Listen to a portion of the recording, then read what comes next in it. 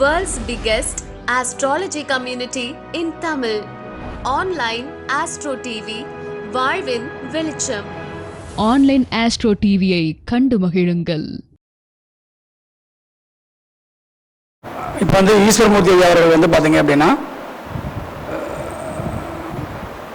நம்ம சொல்லுவோம் இல்லையா, அந்த கட்டத்தை நவுத்த முடியுமா, வயதோட்ட லக்கணத்தின் அடிப்படையில் கட்டங்களுடைய கிரகங்கள் மாறுமா அப்படின்ற விஷயங்கள் மதியம் அற்புதமான ஜோதிட சூட்சமங்களை இலகுவாக பயன்படுத்தக்கூடிய சூட்சமங்களையும் உங்களுக்கு இப்போ அற்புதமாக இப்போ கொடுக்க போகிறாரு.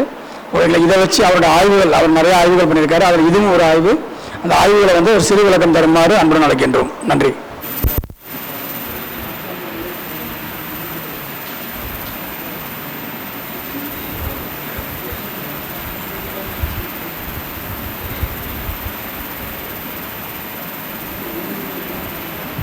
அனைவருக்கும் வணக்கம். ஹலோ, வந்திருக்கும் அனைவருக்கும் எனது பணிவான வணக்கங்களை தெரிவித்துக் கொண்டு, எனக்கு பேச வாய்ப்பளித்த மணிகண்டன் ராஜா அவர்களுக்கும் இங்கு வந்திருக்கும் உங்கள் அனைவருக்கும் எனது பணிவான வணக்கத்தை தெரிவித்துக் கொண்டு, இது என்னுடைய சொந்த ஆராய்ச்சி தான். நிறைய பக்கம் பேசியிருக்கிறோம். எப்படின்னா, அதாவது ஒருத்தர் ஜென்ம நட்சத்திரம் ஒன்று தானா இல்லை 9 நட்சத்திரமா, அப்படி வித்தியாசமாக தான் இருக்கும். நீங்கள் வேணால் சோதனை பண்ணி பாருங்க. ஒருத்தருக்கு நான் என்ன சொல்கிறேன், 120 வருஷம் வாழ்ந்துட்டாங்கன்னா அவங்க 9 நட்சத்திரத்தை எடுக்கிறாங்க. 9 நட்சத்திரத்தை இப்போ பார்த்தீங்கன்னா, இது கேது 120 வருஷம் இதோடு முடிஞ்சிடும். இப்போ கேது திசை எல்லாமே சூப்பராக ஒரு 7 வருஷம் இருந்தது அப்படின்னா 4 மாதம் பயணம் பண்ணுறோம். அதோடு சரி, அவங்க ஜென்ம நட்சத்திரம் அங்கே அது இல்லைன்னு சொல்ல, ஜென்ம நட்சத்திரம் தான். 2வது திசை வரும்போது பரணி நட்சத்திரமாக மாறுது. அதுதான் என்னுடைய கருத்து. 3வது திசை வரும்போது அது கிருத்திகை நட்சத்திரமாக மாறுது. 4வது வரும்போது சந்திரனுடைய நட்சத்திரம் ரோகிணியாக மாறுது. அப்போ எதுக்கு அர்ச்சனை பண்ணோம் அப்படின்னா 10 நட்சத்திரம் தான், இல்லைன்னு சொல்ல. நடைமுறையில் வரக்கூடிய ஒரு நட்சத்திரங்கள் நம்ம அதில் பயணிக்கிறோம். நீங்கள் உடனே இதையே பிடிச்சிட்டு கூடாது, எதையே பிடிச்சிட்டு கூடாது. அப்போ என்ன பண்ணுறதுன்னா, இப்போ 120 வருஷம் இதோட பயணம் ஆகுது. சரி, இதை எப்படி எடுக்கணும் அப்படிங்கிறது பார்த்தீங்கன்னா, இப்போ 7 வருஷம் 3 1/4 இப்படியே எடுத்துக்கிறோம். இப்போ மேசராசி எவ்வளோ நாளைக்கு ஒர்க் பண்ணும் நம்மளுக்கு. ஒருத்தர் மேசராசியில் இல்லை அசுவனியோ பரணியோ கிருத்தியோ எதுலேயோ பிறக்கிறாங்க, வேணான்னு சொல்ல சரிங்களா. மேசராசியில் அஸ்வினி நட்சத்திரமோ பரணி நட்சத்திரமோ கிருத்திகை முதல் பாதமோ எதில் பிறந்திருந்தாலும் சரி, அது எவ்வளோ நாளைக்கு செல்லும் அப்படிங்கிறது தான். எவ்வளோ நாளைக்கு செல்லும்? இப்போ பார்த்தீங்கன்னா, தேதி 7, சுக்கிரன் 20, சூரியன் 6 வராது, 1.5 வருஷம். மொத்தம் எல்லாம் சொல்லுது 28. சரிங்களா சார்? இது ஒரு கணக்கு தான். 10 நிமிஷம் தான் எடுத்துக்க, அதுக்கு மேலே எடுத்துக்க போகிறதில்ல. நான் இப்போ இதுக்கப்புறம் என்ன சொல்ல போகிறேன்னா, ஒவ்வொரு திசையும் யார் டைரக்ஷன் பண்ணுறாங்க, எந்த தாரை நமக்கு நல்லது அப்படிங்கிறத அடுத்த சப்ஜெக்ட் நான் முடிச்சிடுவேன். இதை சிம்பிளாக பார்த்துடலாம். அதாவது இந்த அசுவனி நட்சத்திரம் முதல் பாதத்தில் பிறந்தாங்கன்னா 28 வருஷம் வரைக்கும் தான் அவங்களுக்கு மேசராசி. நான் அதுக்கப்புறம் இல்லைன்னு சொல்லல, சீனியாரிட்டி வரிசை தான் சொல்கிறேன். அதுக்காக மேசராசி கிடையாது, ஜென்ம நட்சத்திரம் கிடையாது, இல்லை நீங்கள் வேறு திசை அர்ச்சனை பண்ணணும் அப்படின்னு சொல்லலை. ரூல்ஸு, என்னுடைய ரூல்ஸ் பார்த்தீங்கன்னா 28. நெக்ஸ்ட் இங்கே என்ன வரும், இங்கே எத்தனை வருஷம் வரும் யாரும் சொல்ல முடியுமா? இந்த வீட்டுக்குள் நான் 28 வருஷம் சொல்லிட்டேன், நானே சொல்லிடுறேன். அதாவது இது பார்த்தீங்கன்னா 4.5 வருஷம். இங்கே சூரியன் 1.5 வருஷம் எடுத்துட்டோம். இதில் 4.5 வருஷம், ரோகிணி 10 வருஷம், செவ்வாய் ஒரு 3.5 வருஷம், ஆக மொத்தம் 18. புரியுதுங்களா? ஐயா தெரியும் நினைக்கிறேன், அடிக்கடி பார்த்துருக்காரு. அப்போ என்ன ஆகுதுன்னா 28 இது ஒரு கணக்கு, 18 ஒரு கணக்கு. இப்போ 2ஐயும் கூட்டினீங்கன்னா இதனுடைய டைம் முடியும். 3வது எங்கே வரும்? மிதனத்துக்கு வரும். மிதனத்தில் என்ன இருக்கு? மிதன அதே 3.5 வருஷம் இருக்கு. ஓகேங்களா? 3.5 வருஷம். அப்புறம் இவருக்கு எத்தனை? 18. இவருக்கு 2-16 ஒரு 4 கழிச்சிடறோம். 12 தானே, 33 வரணும், அதுதான் என்னுடைய கணக்கு.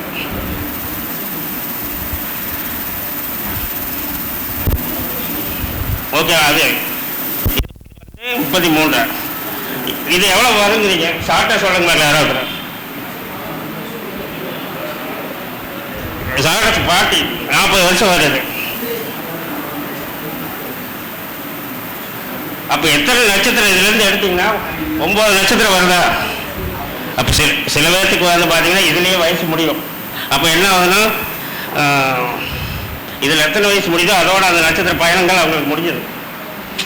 முதல் நட்சத்திரம், 2வது நட்சத்திரம், 3வது நட்சத்திரம், 4வது நட்சத்திரம், 5வது நட்சத்திரம், 6வது நட்சத்திரம், 7வது நட்சத்திரம், 8வது நட்சத்திரம், 9வது நட்சத்திரம்.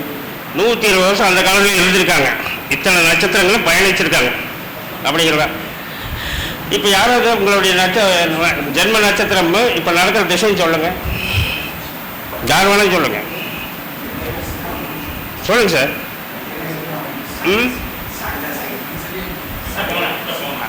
அதுதானே சார். முதல்ல என்ன நட்சத்திரம்?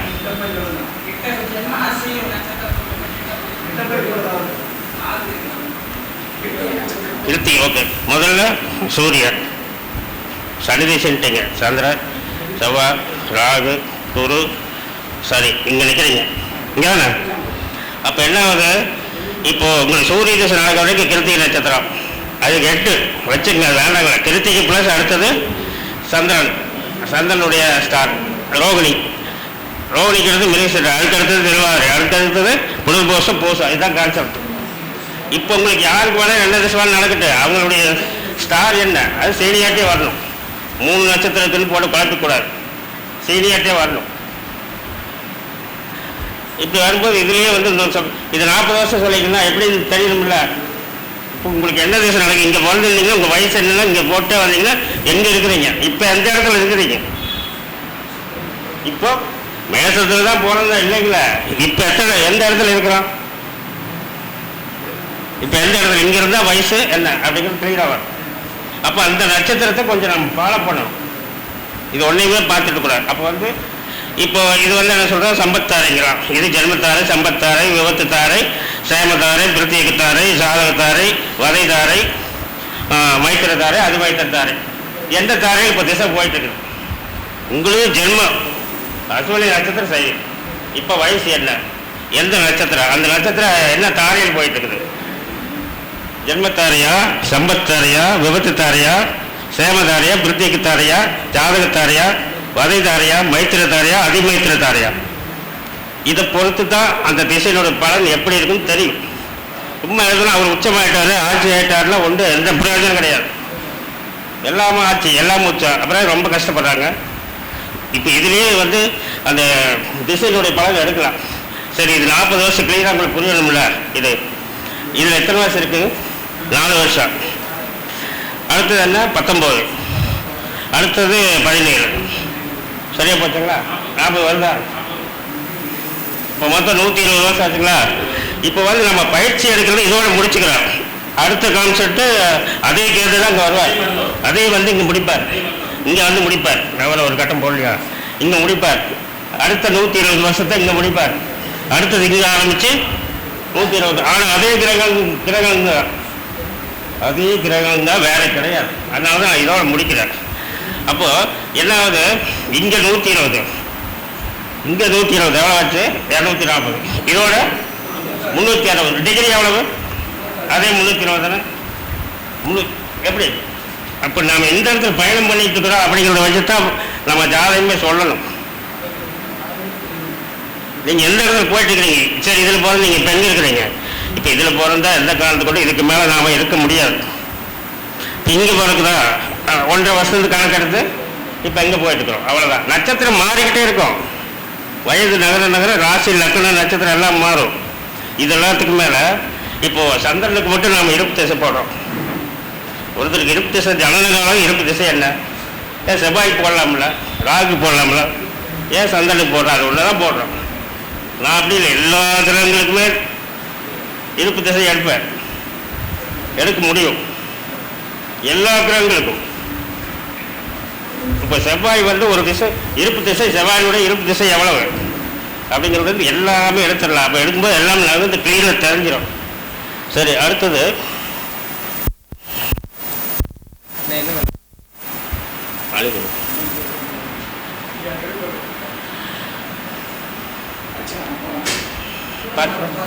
இப்போ எல்லாம் அடிச்சிருங்க. இப்போ வந்து என்ன சொல்றீங்கன்னா, எல்லா கிரகங்களுக்கும் எப்படி இருப்பு திசை எடுக்கிறது அப்படிங்கிறத வந்து அடுத்த மீட்டிங்கில் உங்களுக்கு தெரியுற மாதிரி சொல்கிறேன். எல்லா கிரகங்களுக்குமே இருப்பு திசை எடுக்கணும். சும்மா ஐயா சொன்னாங்க பாதத்தை பார்க்காது எதை பார்க்கணும், அவர் வந்து அதுக்குள்ள போகலை, வேண்டாங்கிறாரு. என்னோட ஸ்டைல் அப்படின்னு சொல்கிறாரு. அது அவ்வளோதான். அதுக்குன்னு அவர் பாதஸ்தானத்துக்கு இல்லைன்னு வெறுக்கலை. அவருக்கு எல்லாம் தெரியும். சரராசிக்கு லாபாதிபதி, சிரராசிக்கு யோகாதிபதி, உபயராசிக்கு சப்தமாதிபதி எல்லாம் அவருக்கு தெரியும். அவர் எடுத்த கான்செப்ட் இதுக்குள்ள தான் நான் போயிட்டு இருக்கிறேன் அப்படிங்கிறார். என்னுடைய ஸ்டைல் வந்து இப்போ அவங்களுக்கு என்ன திசையோ அந்த திசையினுடைய நாதனுடைய நட்சத்திரம் தான் அவங்களுக்கு ஜென்ம நட்சத்திரம். நீங்கள் 50 இருக்கட்டும், 40 இருக்கட்டும், 30 இருக்கட்டும், முதல் நட்சத்திரத்தை நான் இல்லைன்னே சொல்ல வேண்டாம். அடிப்படையில் நான் வெறுக்கவே கிடையாது.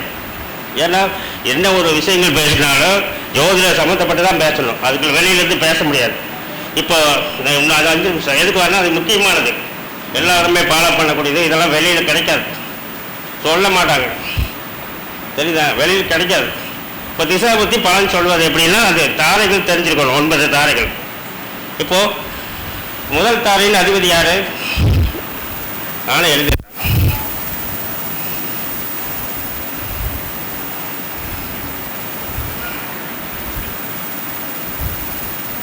ராகு.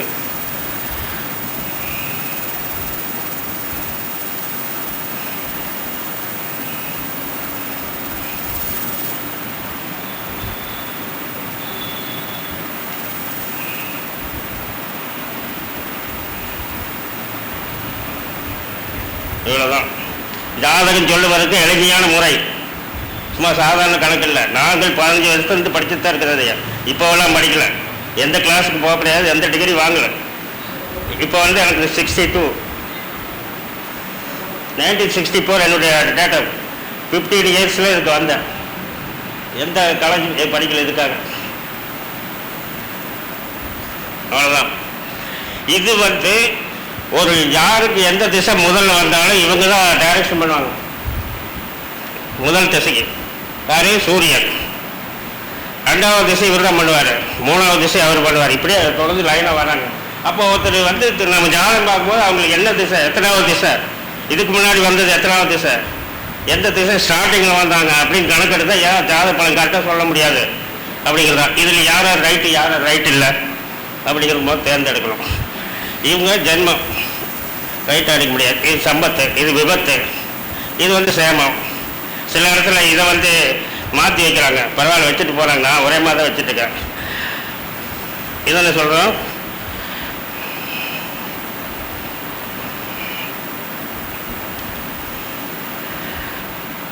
எல்லாத்தோட இவர் தான் பெஸ்ட்டு. இவருக்கு 2 மார்க் போடலாம்.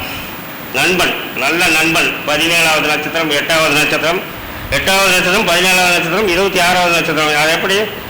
சரராசிக்கு 8வது நட்சத்திரம், சிறராசிக்கு 17வது நட்சத்திரம், உபயராசிக்கு 26வது நட்சத்திரம். இப்படி எடுக்கணும். சும்மா எடுத்தோடனே 8 ஒன்று தான், 17 ஒன்று தான், 26 ஒன்று தான். நானும் அதுதான் சொல்லுவேன். 2, 11, 20 சம்பத்தா யார் இல்லைன்னா இதுக்கு போடுக்கதையா. 2, 11, 20. அப்போ ஒருத்தருக்கு வந்து முதல் திசை முடிஞ்சு 2வது திசையை 2வது திசை சம்பத்து தாருதா, அதுக்குன்னு வேலை செஞ்சிருவாரா? நிச்சயமாக செய்ய மாட்டார். ஜாதகத்தில் எப்படி அமர்ந்திருக்காரு, ஜாதகத்தில் இந்த புதன் இவர் தான் எல்லாத்துக்கும் சம்பத்தார். 2வது திசையை ஒரு ஆளுமை பண்ணக்கூடியவங்க, கண்ட்ரோல் பண்ணுறக்கூடியவங்க புதன் தான். அந்த புதன் நம்மளுடைய அவங்கவுங்க ஜாதகத்தில் எப்படி அமைஞ்சிருக்காங்க அப்படிங்கிறத வச்சு தான் நம்ம திசை பற்றி பலன் சொல்ல முடியும். ஆனால் 100% 2வது திசையை வந்து ஆளுமை செய்கிற புதன் தான். அவரே கண்ணியில் ஆட்சி உச்சமாக இருந்துட்டாருன்னா உடனே சந்தோஷப்படக்கூடாது. தனுசு லக்னம், மீன லக்னமாக திசை வச்சுக்கங்க, முடிஞ்சது, அவ்வளோதான். அதுதான் வந்து மீன லக்னம் சொல்லிக்கிறாங்க. அதாவது கூரைணி மீனத்தில் குழந்தை தோன்ற கொற்றவெளி ஆனாலும் மாலோடு வெள்ளி ஆகாது. அவ்வளோதான். நிறைய பாடு தெரியாது, அதுக்கெல்லாம் டைம் பத்தாது. மாலோடு வெள்ளி ஆகுதுன்னு யாரும் சொல்கிறோம். இப்போ தனுசு லக்னத்துக்கும் மீன லக்னத்துக்கும் புதன் ஆகாதுல்ல. அவர் எப்படி சம்பத்தாரியில் நல்லா இருப்பார், இருக்க மாட்டார்ல. இதெல்லாம் மனசுக்குள்ளே வச்சுட்டு இப்போ இது பண்ணணும். அப்புறம் 3வது பார்த்தீங்கன்னா ராகு, விபத்து தாரை. ராகு நமக்கு நல்லவராக இருந்துட்டாருன்னு வைங்க, ஒன்றும் பிரச்சனை இல்லை. அதே இந்த புதன் எதிரடி நட்சத்திரத்துலையோ ஒரு வேறு மாதிரி ஒரு சூழ்நிலையில் இருந்தாருன்னா வேலை செய்ய மாட்டார். மொத்தத்தில் நிறைய ஒரு எத்தனையோ தப்பிச்சு வந்து தான் நமக்கு நல்லது செய்கிறதும் கெடுதல் செய்கிறதும். அப்போ 3வது ராகு வந்தால் உடனே விபத்து பண்ணிடுவார். அப்படி இல்லை, விபத்துனா ஆக்சிடென்ட் ஆகிறது கிடையாது, ஏதாவது ஒன்று இழக்கிறது, ஏதாவது ஒன்று இழக்கும். இப்போ ராகு திசை 3வது நடக்குதுன்னா கஸ்டமர் வரான்னு கேட்டு பாருங்க. அந்த ராகு திசை ஒரு 10 வருஷம் முடிஞ்சு வந்திருக்காங்க. 10 வருஷத்துக்குள்ள ஏதாவது விபத்து நடந்ததுன்னா கண்டிப்பாக நடந்திருக்கும். 3வது திசை ராகு திசைக்கல்ல, 3வது திசை கண்ட்ரோல் பண்ணுறவங்க ராகு தான். 18 வருஷத்துக்குள்ளே ஏதாவது ஒரு விபத்துக்கள் அவங்களுக்கு நடந்திருக்கும். அப்போ அவங்களுடைய ஜாதகத்தை பொறுத்து சில பேர் தப்பிச்சிருப்பாங்க, சில பேர் வேறு மாதிரி ஆகிருக்கும். அதெல்லாம் விட்டுருங்க. இப்போ 4வது குரு வராது, சேமதாரைன்னு சொல்கிறோம். இது இப்போ கேது வந்து பிரித்திக்குத்தாருன்னு சொல்கிறோம், வாக்குவாதங்களை உருவாக்குறது. இதே கேது இங்கே இருந்தாருன்னா எப்படி அங்கே இருப்பார்? புதனை தூக்கி மேலே போட்டால் என்ன பண்ணுவார்? அங்கே வருவார். நல்லா பாருங்க சார், ஏதாவது சொல்லுங்க. இப்போ புதனை தூக்கி மேலே போட்டார், சூரியன் இல்லை, புதன் திசையில் ஒருத்தர் பிறந்திருக்காங்க. 1, 2, 3, 4வது கேது வருவார். அவர் கெடுதல்னு சொல்லுமா? நிச்சயமாக சொல்லக்கூடாது. ஐயோ கேதுவா 7 வருஷமா படாதபாடு பண்ணுவேன், நான் கிடையவே கிடையாது. ஏன் இதுலேருந்து எடுத்துங்க. 1, 2, 3, 4 சேமத்தாரையில் கேது இயக்கம் பண்ணுறார். அப்படி இருக்க எப்படி கெடுதல் பண்ணிடுவார்? சேமத்தாரைக்கு உண்டான பலன் தான் செய்ய முடியும். ஏன் கேது நல்லது. அப்போ என்ன பண்ணுறாங்க, இந்த மாதிரி வந்துட்டா மிகப்பெரிய கோயிலுக்கெல்லாம் கோடிக்கணக்கில் பணம் கொடுப்பாங்க. 4வது கேது திசை வரவங்க யாருக்கா இருந்தாலும் சரிங்களா, மிகப்பெரிய கோயில் கட்டுவாங்க. சரி, இதுலேயே வரலாம், மேலேருந்தே வரலாம். இப்போ இது வந்து 4ன்னு சொல்லியாச்சு, இது 5ன்னு சொல்லியாச்சு. 6வது என்ன ஜாதகத்தாரைன்னு சொல்லிக்கலாம். இது பிரத்திக்குத்தாரைக்கு அதிபதி கேதுவாக இருந்தாலும் கூட அவர் 4வது விஷயம் வந்தால் நல்லதே செய்வார் அப்படிங்கிறது தான் உண்மை. இப்போ ஜாதகத்தாரைக்கு வரும். 1, 2, 3, 4, 5, 6 சந்திரன் 6வது. அதாவது எந்த யாருக்கு வேணாலும் என்ன இதே தான் நடக்கணும் கிடையாது. புரியுதுங்க சார்? எந்த திசையாக இருந்தாலும் மேலே இருக்கிறா டாப்பில், அதுலேருந்து எத்தனை நம்பர் அப்படிங்கிறத கணக்கு. 9 தாரைக்கு எத்தனாவது நம்பர் அப்படிங்கிறத. இப்போ இதே ஒரு உதாரணத்துக்காக தான் நம்ம சொல்கிறோம்.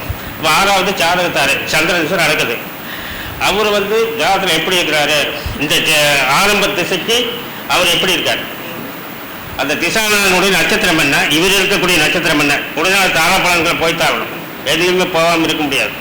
அப்போது இப்போ குரு திசை நடக்குது வைங்களேன், குரு திசையில் ஒரு புத்தி வராங்க, இவர் என்ன நட்சத்திரம், வரவு என்ன நட்சத்திரம் அப்படிங்கிறத உள்ள கால்குலேஷன் பண்ணி தான் நம்ம பேச முடியும். இப்போ அடுத்தது வந்து ஜாதகத்தாரு, எந்த ஒரு 6வது திசை இருந்தாலும் கூட அது ஜாதகத்தாரு தான், இல்லைன்னு சொல்ல வரல. இப்போ 7வது வதைத்தாருன்னு சொல்கிறோம். வதைத்தாரின் பேரை இதெல்லாம் கூட எல்லாத்துக்கும் தெரியாது. வதைத்தார் யாருன்னா எல்லாத்துக்கும் சரிதாங்கிறது தெரியும். அப்போ 7வது திசை வரும்போது 7வது புத்தி நீங்கள் எடுத்துக்கணும். திசையில் இந்த அளவுக்கு வர வரைக்கும் நாம் எடுக்க மாட்டோம். 9 திசை வருமா, ஏதோ வரவங்களுக்கு வரட்டு, இதோடு நின்னாலும் சரி, இதோடு நின்னாலும் சரி, இதோடு நின்னாலும் சரி, புரியுங்களா? வந்துக்கிட்டே இருக்க முடியாது கையில் வரைக்கும். ஏன்னா புத்தி வேணால் எல்லாமே வரும். ஒவ்வொரு திசையிலையும் 9 புத்தி, 9உடைய அந்த இது வந்துட்டே இருக்குது. இப்போ சொன்னது தாரையினுடைய அடிப்படை. முதல் திசையில் முதல் புத்தி யார் வருவா, அதை கண்ட்ரோல் பண்ண சூரியன் தான். 2வது புத்தி புதன் தான். அதுலேயும் இப்படி தான் சீனியாட்டு வரணும். ஒரு திசைங்க நடக்குது, அதை 8ஆக போட்டுங்க, சூரிய திசையிலே போட்டுங்க. சூரியனில் சூரிய புத்தி ஃபஸ்ட்டு வருதுங்களா, இதெல்லாம் புத்தின்னு வச்சுங்க. இதை தாரையை எடுக்கணும். முதல் தாரை சூரியன் கண்ட்ரோல் பண்ணுறார். சூரிய திசையில் சந்திர புத்தியை புதன் கண்ட்ரோல் பண்ணுறார். செவ்வாய் புத்தியை ராகு பண்ணுறார். ராகு புத்தியை குரு பண்ணுறார். குரு புத்தியை கேது பண்ணுறார். கேது புத்தியை சந்திரன் பண்ணுறார். சந்திர புத்தியை சனி பண்ணுறார். சனி புத்தியை சுக்கிரன் பண்ணுறார். சுக்கிர புத்தியை செவ்வாய் கண்ட்ரோல் பண்ணி. இவ்வளோதான். இதை வந்து கரெக்டாக ஃபுல்லாக நம்ம இன்னும் உள்வாங்கணும்னா எல்லாமே வரும். இப்போ ஒவ்வொரு திசையிலும் கண்ட்ரோலர் மட்டும் தெரிஞ்சுக்கணும். நீங்கள் ஒன்றுமே புக்கு வந்து 1000கணக்கில் படிக்கணும்னு அவசியமே கிடையாது. சரிங்களா? ஒரு திசை யார் கண்ட்ரோல் பண்ணுறார்? ஒரு 3வது திசை ராகு தான், விபத்து 4வது, இப்படி தான். இதில் வந்து டிக் பண்ணிட்டா சரி. இது எல்லாத்துக்கும் மேலே இப்போது இன்னொரு இது இருக்குது. ஒவ்வொரு கிரகமும் எந்த சாரத்தில் இருக்குன்னு எழுதிக்கிறோம். எழுதிட்டு பக்கத்துலேயே அதை எந்த பாதம்னு எழுதிடணும். பக்கத்துலேயே அது புஷ்கர நவாம்சத்தில் வருதா அப்படின்னு அந்த அதன் மூலியமாக கூட நம்ம அந்த திசாபத்தி பலனை அருமையாக எடுக்கலாம். இப்போ புதன் வந்துட்டாரு. புதன் எத்தனை பாதம் இருக்கிறாரு அதை வச்சு தான். இது மாதிரி சூப்பராக ஒரு 10 நிமிஷத்துக்குள்ள கணக்கு போட்டு அவங்களை ஈஸியாக கணக்கு சொல்லிடலாம். அந்த சாரம் மட்டும் எழுதினா சரி, எத்தனாவது திசை வந்திருக்காங்க, எந்த திசையில் பிறந்தாங்க, இனி எத்தனாவது திசை வரப்போகுது, இந்த திசையினுடைய கண்ட்ரோல் என்ன, அடுத்த திசையில் அவங்க நல்லா வந்துடுவாங்களா, இல்லை இந்த திசையை அவங்களை தூக்கி விட்டுருமா அப்படிங்கிறதெல்லாம் ஏன் முடிவு பண்ண முடியாது அப்படிங்கிறத என்னுடைய கருத்து. மேலும் அடுத்த ஒரு நல்லதொரு கருத்தரங்கத்தில் வந்து உங்களுக்கு வந்து அந்த எல்லா கிரகங்களுக்கும் திசாபுத்தி எப்படி எடுப்பது அப்படிங்கிறது.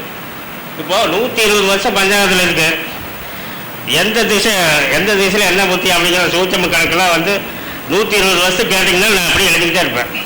என்ன திசையில் என்ன புத்தி எவ்வளோ அப்படின்னு சொல்லி டக்குன்னு ஒன்று கண் மூடி பிடிக்கிறதுக்குள்ள எழுதலாம். அப்புறம் எல்லாம் ஐயா சொல்கிறாங்க 2 பக்கம் போட்டு இந்த சாரத்தில் அவங்க இருக்காங்க, அது கரெக்டு.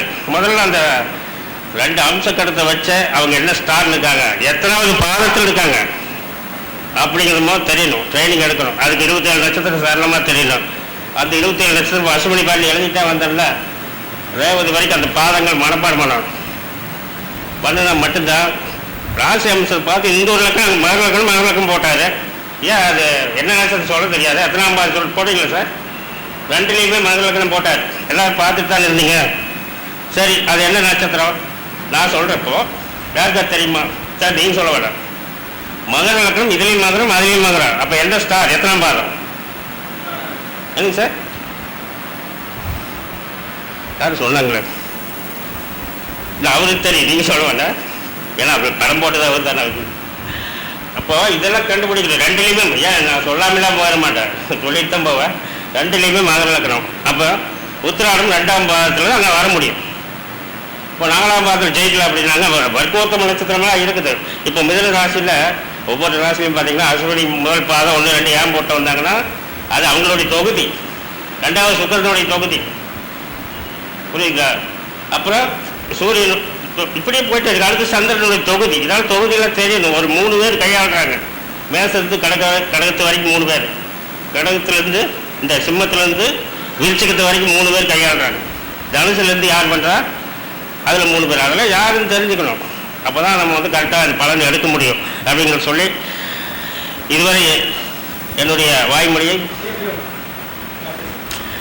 இதுவரை பொறுமையாக என்னுடைய சிற்றுரையை கேட்ட அனைவருக்கும் எனது நன்றியை தெரிவித்துக் கொண்டு அடுத்த ஒரு கருத்தரங்கத்தில் சிறப்பாக ஒரு நல்ல சப்ஜெக்டை எடுத்து பேச வருகின்றேன். அதுவரை உங்களிடமிருந்து விடைபெறுவது கே. ஈஸ்வரமூர்த்தி.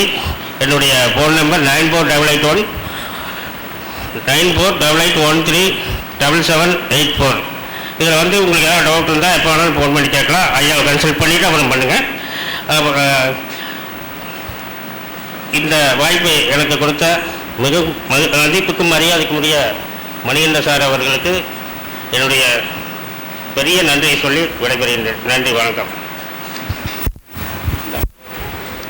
மிகவும் அற்புதமாக ஜோதிட சூட்சமங்களை வழங்கிய ஐயா அவர்களுக்கு ஒரு சிறப்பு பொன்னாடை போட்டு சிறப்பு கௌரவம் செலுத்துகிறோம். அனைவரும் உற்சாகப்படுத்துமாறு கேட்டுக்கொள்கிறேன்.